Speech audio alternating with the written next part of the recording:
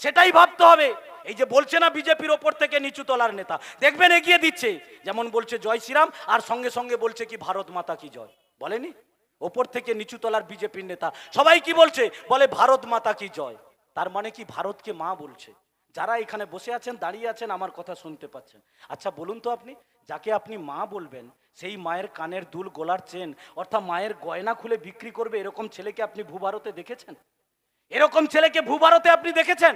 একমাত্র হচ্ছে নরেন্দ্র মোদী, একমাত্র বিজেপি, যে বলছে কি ভারত মাতা কি জয়, মানে ভারতকে মা বলছে।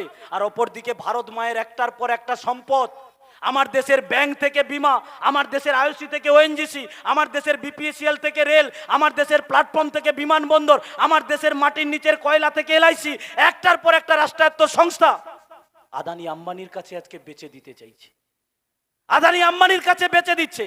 আপনি দাঁড়িয়ে আমার কথা শুনছেন, ভাবছেন যে